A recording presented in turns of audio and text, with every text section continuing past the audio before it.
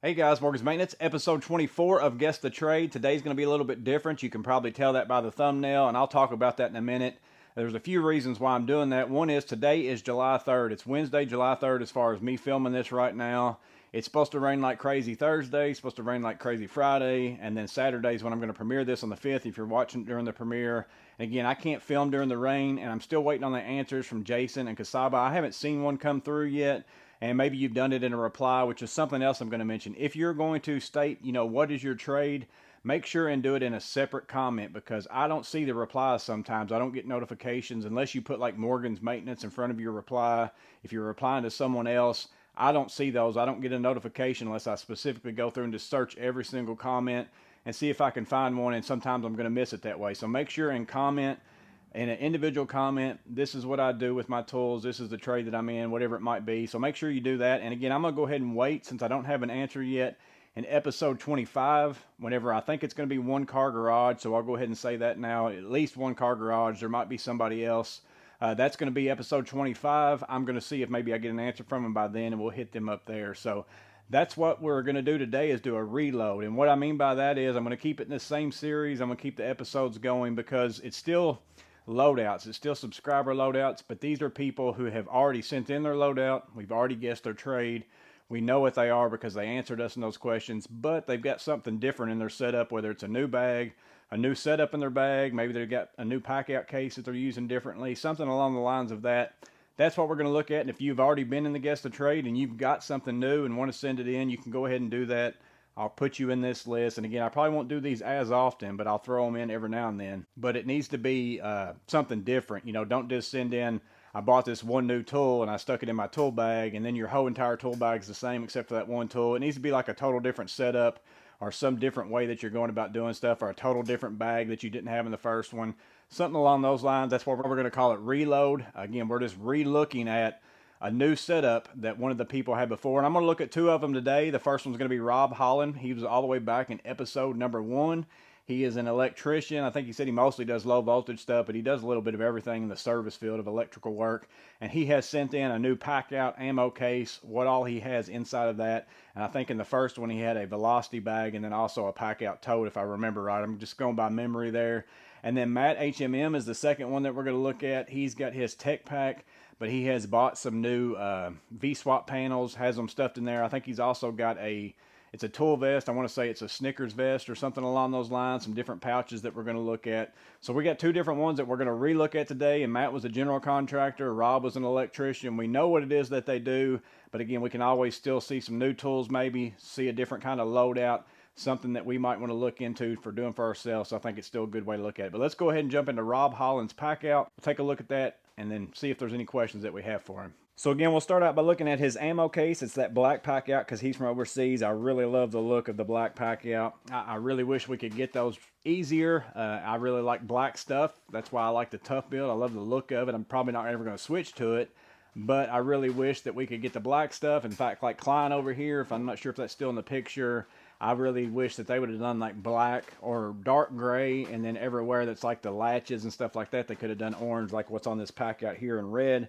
But I really like the look of this, and he's got those stickers on there. Just a nice look to it. We open it up, or second picture, here it is kind of opened up. He's got that tray in the top. He pulls all these out for us, but stability level, Vera screwdriver, fastback, some bits, gloves, tape measure, Unilight, along with the Vessel USB down there, some Knipex, Weehaw. So again, just a nice storage idea. He can get a lot of stuff in there. I use this ammo can like this. I think it's a good size to take with you into an attic or a crawl space. Like I keep one of these empty, and then that way I can take my Vito bag if I want to, if I'm going in the crawl space, throw it in the ammo can, shut the lid. I can drag that through the crawl space. Because see, the crawl spaces where I live are typically not very clean. And you can not get your Vito bag, just totally nasty. You get to the spot, you open it up, get your tools out. So the ammo cans are really nice, but again, we'll get into this next picture that shows all his tools laid out.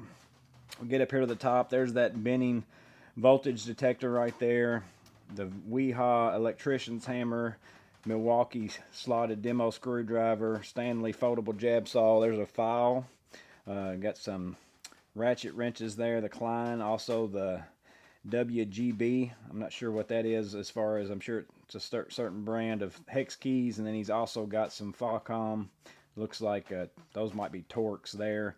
Makita laser distance measure. Milwaukee, probably a security bit set, looks like. A couple different Unilights to build a pocket level. Milwaukee kind of bit railer, as far as for the railer bit rails, except Milwaukee. Those come in a package with some bits. He's got the extension. He's got the long locking extension and a magnetic tape measure. We go down here, Milwaukee Fastback. That's the one with the, I think it's 1505. The Knipex Alpha style knife, Knipex wire stripper, angled shears. Here's some shears. Alligator cobras, or I guess they're just alligators and not alligator cobras, but the 250 pair. Knipex crimpers and stripper, twin grips. Insulated of the electrician's pliers. I think that they're supposed to be having, or I think maybe you guys over there, Rob, can get a hold of the insulated forged wire strippers. I'm interested to see when they come out with the US gauges. I want to say I saw something about that, or maybe it was the electrician's pliers. I'm really looking forward to that, because then that's going to let me get rid of my insulated needle nose, swap that out, and just have one pair of pliers in my pouch. But he's also got some insulated needle nose. Here's some insulated, I think those are Weehaw possibly, like flush cutters, diagonals, or a small pair of diagonals. Small pliers wrench, Knipex automatic stripper, small Cobra, some more flush cuts. Here's a stubby of some kind, ratcheting stubby. I'm not sure the brand on that. 2 vessel USBs. He's got some kind of a interesting bit holder looking thing on there. I'm not sure what that is. And then also a Vera stubby. Lots of insulated screwdrivers down there. The chalk shot, 2 Pikas, a pin, and a 3030. Also Fluke non-contact voltage tester, Stanley Fatmax self-adjusting stripper, some picks, and again another Unilight, and some forceps, or I've already forgot what else we call the hemostats. That's what else we were calling those. So there's all the tools that he's able to fit in that one ammo box inside the tray. Again, it's a really nice look out here. I think that that's a nice look right there. It looks pretty sweet. So that's Rob Holland's newer pack out setup. Again, he probably runs this still with his other bags and stuff like that. But if you got any questions about some tools, or you got any comments about his newer loadout there, go ahead and throw those down below. But he was the first reload that we were going to look at. Again, his original loadout is in episode 1 if you want to go check that out. The second one that we're going to look at is Matt HMM. He sent in his tech pack. And again, he's just got a new way that he has it set up. He's also got some other things included. He bought some more V-swap panels so that he can basically double stack his tools inside of his tech pack. And his original loadout is back in episode 3 if you want to go check that out. But let's go ahead and jump into his newer loadout and see what we can see. So again, here's the tech pack on the outside. He's got a MP over here on the side, an MPX of some kind. I don't know if it's a 1 or 2 yet. And then he's also got some other stuff going on over here. We'll be able to see all of them. I can't remember if he told me he runs a 1 or 2. I know he's got probably both. So that looks like that's possibly an MP1X by the look of it there. So there's one side of that. He's got a vessel screwdriver, the TD6800. I've seen that one. I think that's the one that looks like it's crystal clear and has the bit holding features inside of that. Going over here to this next picture, here's the other side. So he's got his vessel USB. I want to say maybe that's a tracer pencil if I remember right. He's also got the holstery magnet right there, the Magmaster. That's a pair of Knipex, looks like probably Cobras, and then something else. We'll see here in a minute if we can see. Railer mag strap over here, along with that Annex, or I believe it's called Annex ratcheting screwdriver. A lot of people have suggested this Annex ratcheting screwdriver to me. And again, as you know, I'm not a huge ratcheting screwdriver fan, so it's in my Amazon list. I might get it one day if I just see $5 off of it or something like that. I'm wanting to try it. I did watch like Project Pine Hill's video of it, and I see the kind of reasoning behind why it might be a little bit better option for some people who don't normally use a ratcheting screwdriver. And then of course you got the ball handle on top of that. So I've got it in my list. I might get it one day, but he's got that one. Also has that Hyde foldable scraper. He's running a Pika, the black one also, and then also a pencil Stabila pocket level. So some of the same stuff that Rob Holland had. Green, red, white, and black tape. Next picture, there's the plug tester from Klein. Also the Weha non-contact voltage tester, Milwaukee Rover Light, the DeWalt gyroscope. I've been wanting to try that too, but you know, it's just going to be a one day I find a crazy deal on it, I'll try that as well sometime. There's a close picture of that. Next picture.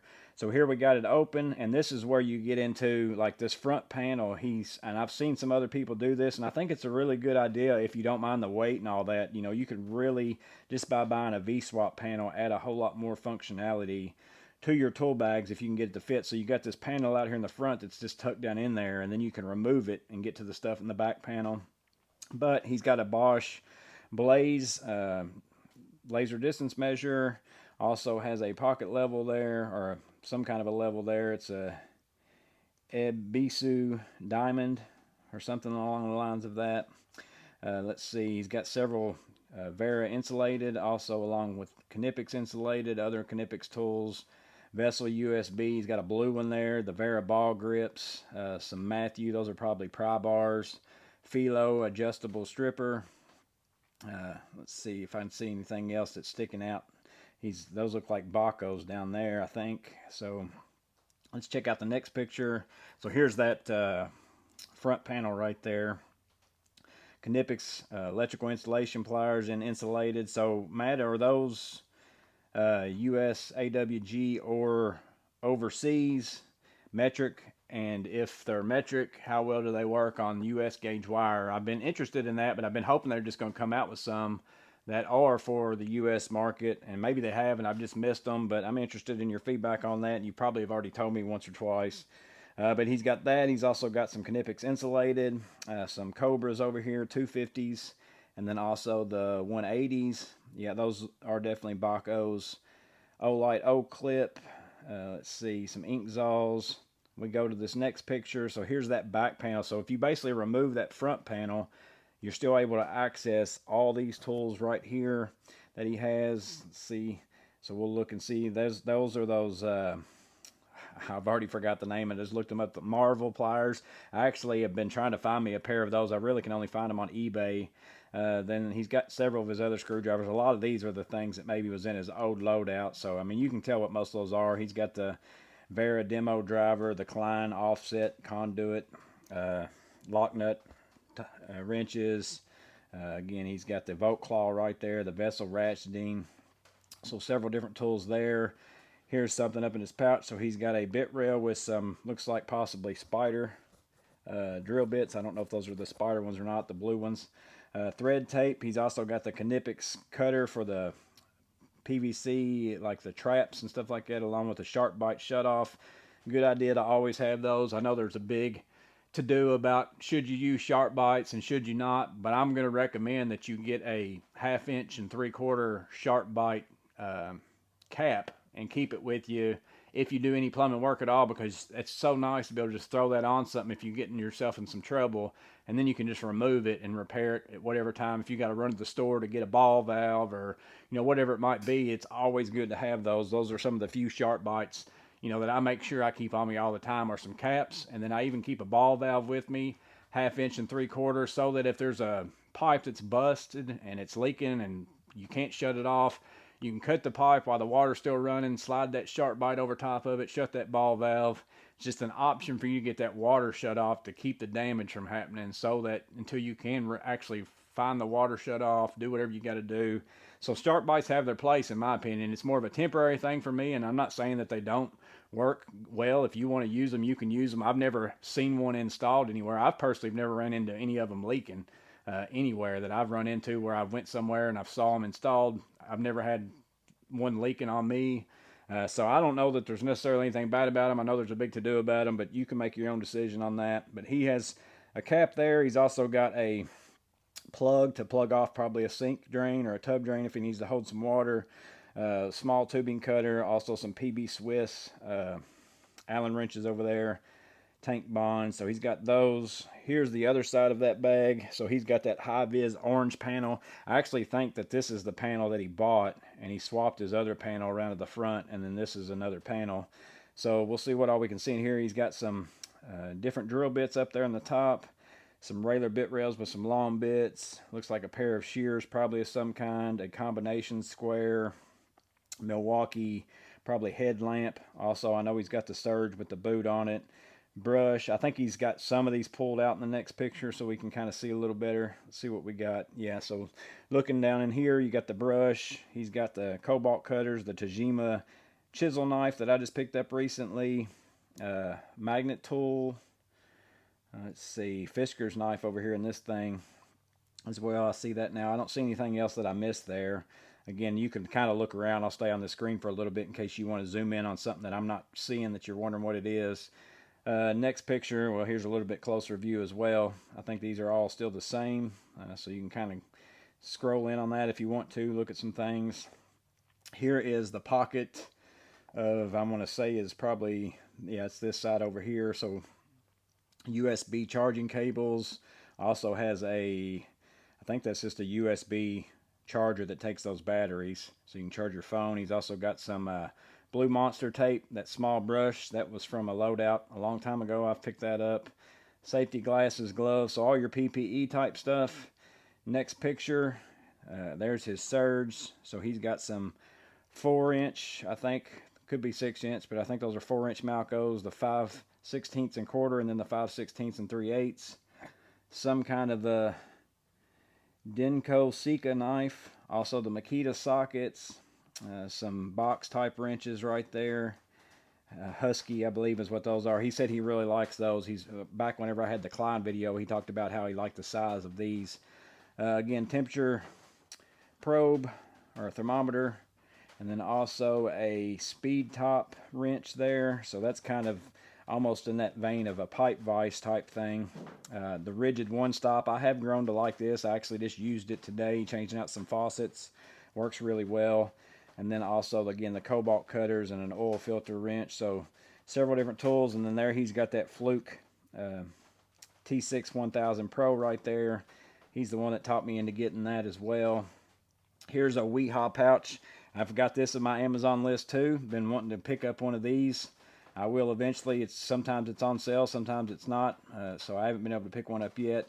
Several different bits in here. So I don't know that I'll be able to really spell out any of them 100% to you. There's the Vessel magnet, the Makita magnet right there. I'm hoping to get those in the mail today. I'm going to try to shoot a video for those.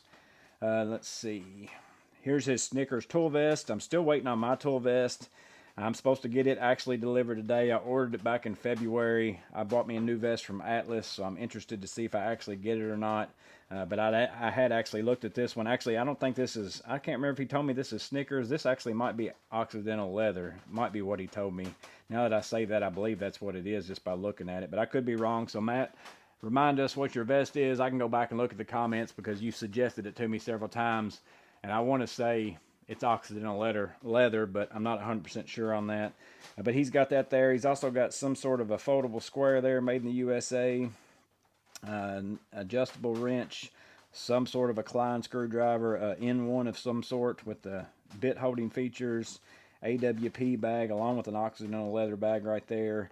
Tough built knife, Pika 3030 and an ink saw. So there's his vest setup, and I absolutely love a tool vest. And again, I've never been a big fan of wearing tool pouches on a belt, but I don't do that kind. I mean, if I was framing a house all day long, yeah, that's the way to go. That's not typically what I'm doing. I swap back and forth a lot. The vest just works out better for me, and I've really grown to love it. I used to wear suspenders and a belt, or I'd wear a belt with a bunch of pouches on it, or all those kinds of things. If you haven't tried out a vest and you can find yourself a good one, you might want to give it a try. As far as the weight distribution, I really like it a whole lot more than any kind of a tool belt that I've ever worn.